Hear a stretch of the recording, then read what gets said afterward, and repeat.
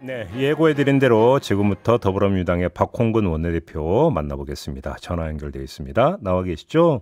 네, 안녕하십니까. 네, 안녕하세요, 대표님. 지금 고 노무현 전 대통령 추도식 참석차 이동 중이시라고 들었는데 맞습니까? 네, 그렇습니다. 어떻게 소속 의원들 많이 참석하시나요, 오늘? 뭐 지방선거가 있긴 합니다만은 저희는 음, 또 평년처럼 참석하는 의원님들은 좀 참석해 주시라고 제가 알렸고요. 예. 자발적인 형태로 참석할 거고 저희가 보기에는 그래도 한 6, 70여 명의 의원들이 참석하지 음, 않을까 예상하고 음. 있습니다. 지금 여권에서도 이제 대거 참석을 한다고 하고 이 그 참석 인원 중에 또 한덕수 총리도 있던데 어떻게 받아들이세요? 뭐 지난 이제 5.18 기념식 대통령 참석에 이어서 음, 또 노무현 전 대통령 추도식까지 집권 여당이 참석하는 것은 의미가 있는 진전이라 보고요. 예, 예. 다만 이제 한덕수 국무총리는 노무현 전 대통령 때 마지막 총리를 하신 분 아닙니까? 네, 네. 당시 그러니까 서거 당시에 장식에 못 오셨고 그 음, 이후에도 묘소 참배를 안 하셨다고 하는데 음, 오늘 처음으로 또 국민의힘 그 출신의 대통령을 이제 모시는 입장에서 음. 참석하시는 거기 때문에 감회가 남다를 거라 보고 있고요. 네, 한 걸음 더 나가서 이제 검찰 출신 대통령이 나오신 거 아닙니까? 네, 그렇기 네. 때문에 정치적인 보복 수사에 앞장섰던 당시 그 검찰의 잘못에 대해서도 좀 음, 진정성 있는 사과까지 이어진다면 아, 훨씬 더 국민 통합에 의미가 있지 않을까 기대합니다. 잠깐만요. 그러면 그때 고 노무현 대통령에 대한 검찰 수사에 대한 사과가 필요하다는 말씀이신데 그 사과의 주체가 누가 돼야 된다는 말씀이세요, 그러면?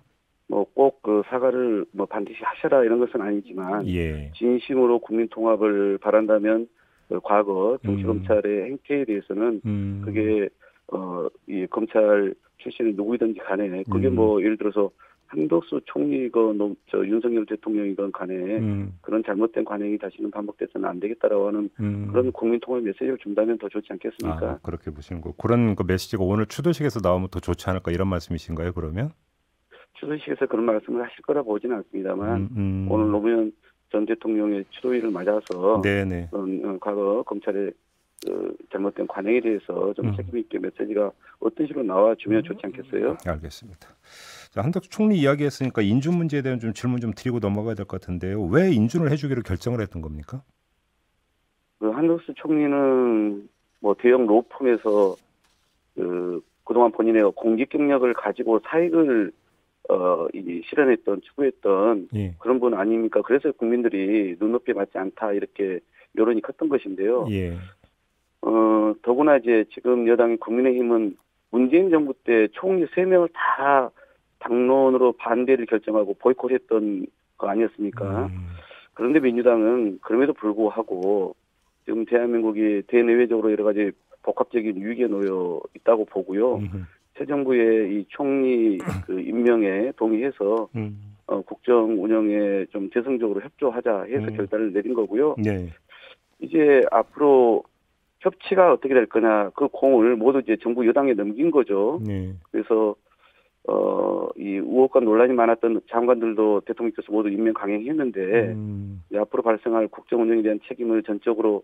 이제 국민의힘과 또 윤석열 대통령께 이제 넘기는 것이고요. 음, 그래서 더 이상 이제 발목 잡는 얘기는 못하게 하겠다 이런 음, 말씀이 분명하고요.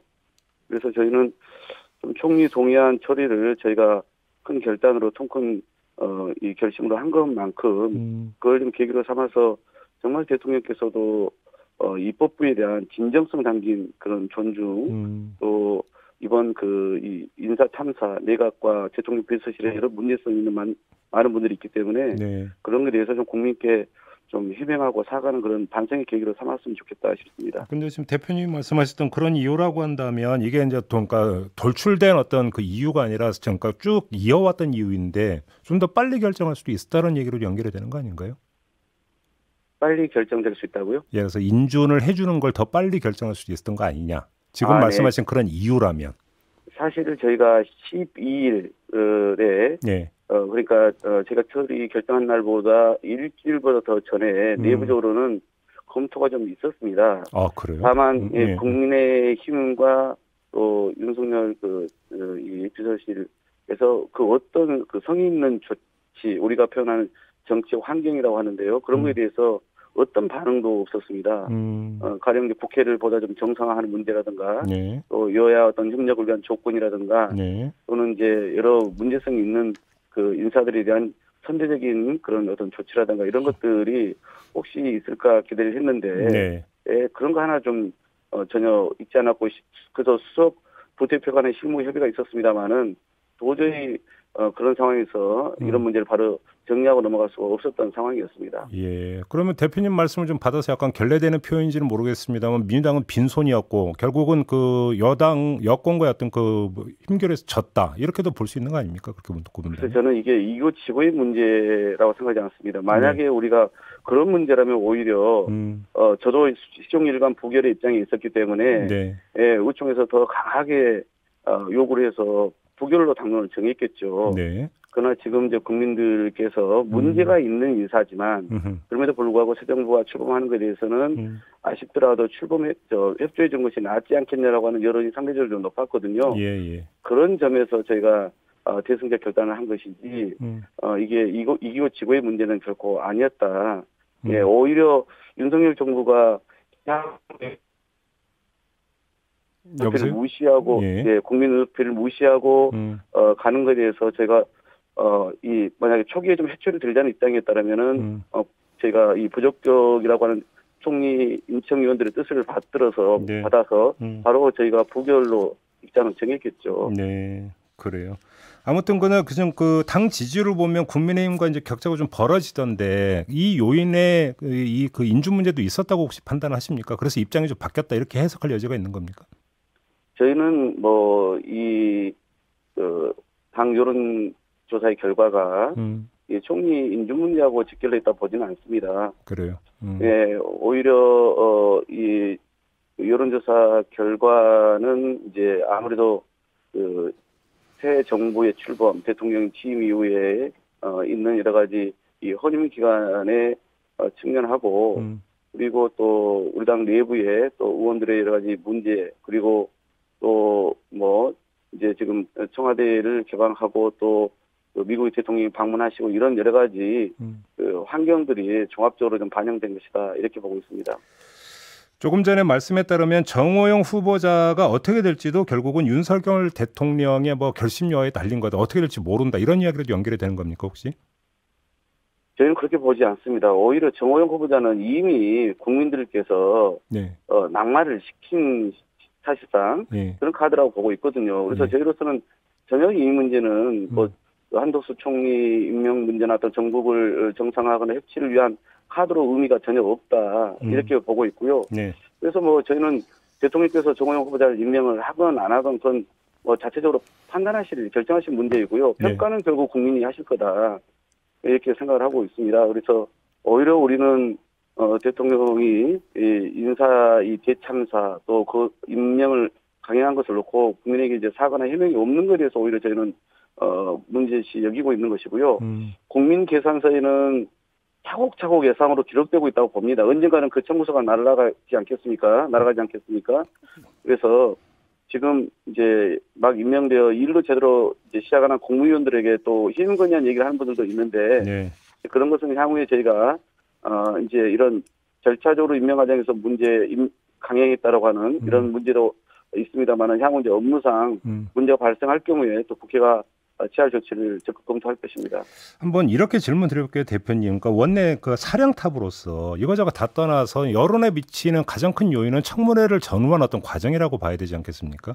그러면 더불어민주당 의원들이 청문회에서 어느 정도로까지 성과를 보였는가, 그 내공, 그 실력의 문제는 좀 평가가 돼야 될 것 같은데 솔직히 어떻게 평가하세요? 법사위에서나 우리 의원님들이 일부 자료를 잘못 인용하거나 언급한 부분들이 있었습니다. 그리고 인사청문회가 거의 일주일 간격으로 모든 게 집중되다 보니까 문제가 되는 그 후보자에 대해서 보다 우리가 이 면밀하게 저희가 좀 검증하지 못하는 그런 한계 또한 있었죠. 근데 국민들이 보기에 제가 이제 총리를 포함해서 19명의 후보자인데 그중에 1명이 낙마하고 지금 1명이 아직 임명이 안 된 상태이고 나머지 17명 중에서 10대 의혹 체크리스트를 놓고 저희가 분석을 했더니 11명이 7개 이상의 문제가 있었거든요. 근데 그 중에서 제가 최종적으로 6명이 부적격이라고 제가 판단하고 대통령께 그런 요청을 한 것인데 결과적으로 다 한 명을 빼고는 임명 강행을 하신 것이죠. 그래서 저희는 또 인청을 통해서 짚을 건 짚었다 이렇게 보고는 있습니다.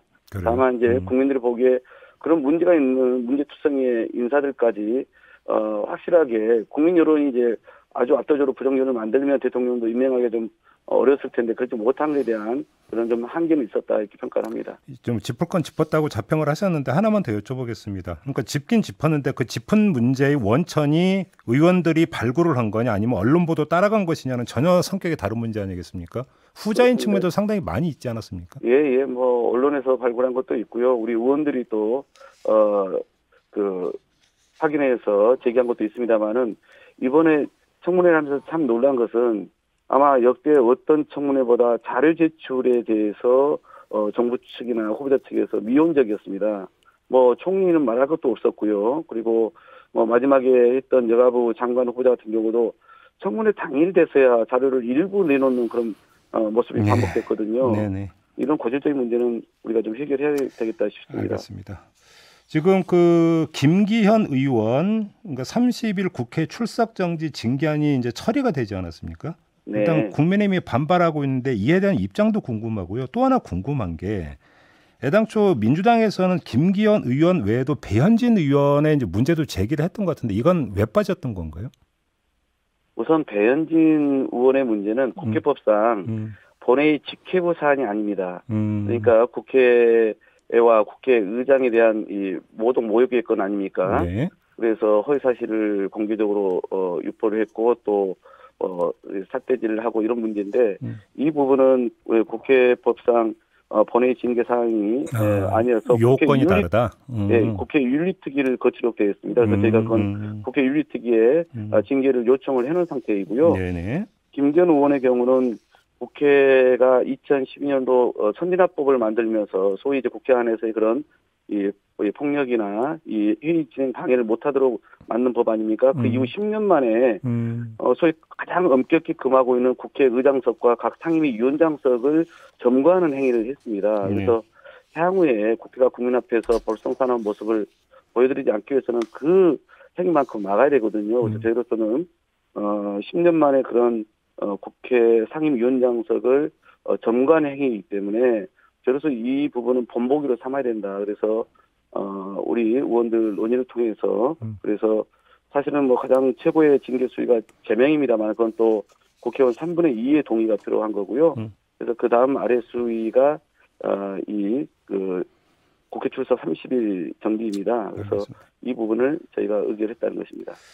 법사위원장 자리 이거 어떻게 했을 계획이세요? 민주당이 가져야 된다는 입장이시죠? 제가 그동안 이제 민주당이 해야 된다 이렇게 말씀을 하시진 않았고요. 드리지는 않았고요. 저는 그동안 시종일관 전반기 2년과 후반기 2년의 원 구성이 국회법에 따라서 새롭게 되는 것입니다. 예. 그렇기 때문에 향후 2년에 대한 원구성 협상의 법적 주체는 현재 원내대표이다.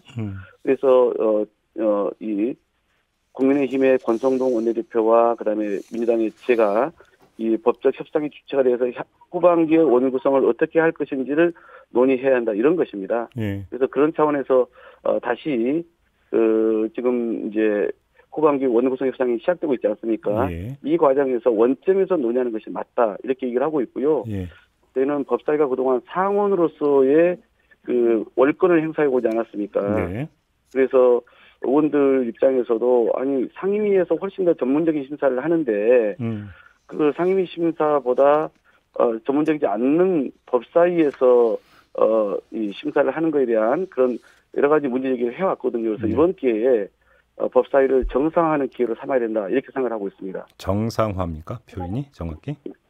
네, 일단 최소한 법사위의 정상화이고요. 예. 그다음에 이제 국민의힘이 그동안 이 정부 여당에 대한 특히 이제 정부를 입법부가 견제하는 차원에서 법사위는 야당이 맡아야 한다는 논리를 펴오지 않았습니까? 네. 네, 그런 점에서 국민의힘과 같은 논리라면 네, 민주당이 맞겠죠. 그런데 그런 부분도 저희는 물론 논의를 당연히 할 것입니다. 그러나 최소한의 법사위를 이제는 월권하지 않는 그런 정상적 기능으로 가져가게끔 하는 것은 의원의 하는 게 맞다 이렇게 보고 있습니다. 마지막으로 짧게 좀 그 최고 지도부시니까 이 입장이 좀 궁금해서 여쭤보는 건데요. 박지현 비상대책위원장이 있지 않습니까? 네네. 일각에서 뭐 당원들 사이에서 내부 총질을 하고 있다, 물러나라 이런 식의 목소리가 나오고 있는데 어떻게 받아들이세요?